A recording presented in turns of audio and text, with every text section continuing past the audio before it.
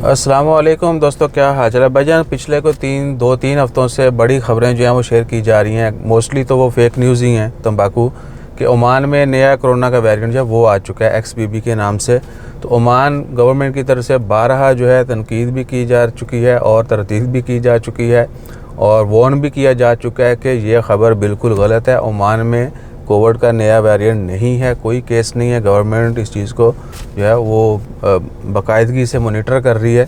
Social media का ऊपर panic फैलाने वालों से अर्ज़ है कि भैया थोड़ा सा एहतियात कर लें।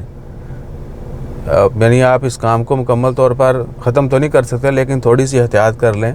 बड़ी मुश्किल से 2 साल के बाद हालात बेहतर होना शुरू हुए हैं और नई पैनिक मत फैलाएं, ठीक है। बाकी ये सीज़न यानी वेदर चेंज हो रहा है। आजकल 2 नवंबर है और बुध का दिन है, तारीख तो बता ही नहीं। तो आजकल वेदर चेंज हो रहा है, हर दूसरा तीसरा बंदा किसी ना किसी बीमारी का शिकार है। किसी को बुखार हो रहा है, ज़्यादा को फ्लू या गले की शिकायत है, तो उसके लिए आप हल्की फुल्की मेडिसिन खा सकते हैं। उसका कोविड से कोई ताल्लुक नहीं है। ये सीजनल यानी बीमारियाँ हैं जो कि मौसमी तब्दीली की वजह से होती हैं।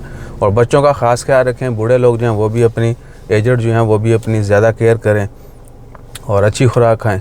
बाकी ये फेक ख़बरों का कला कम हम भी करते रहेंगे और आपसे भी अर्ज़ है कि इन बातों के ऊपर कान मत धरें। जज़ाकल्लाह, अल्लाह हाफ़िज़।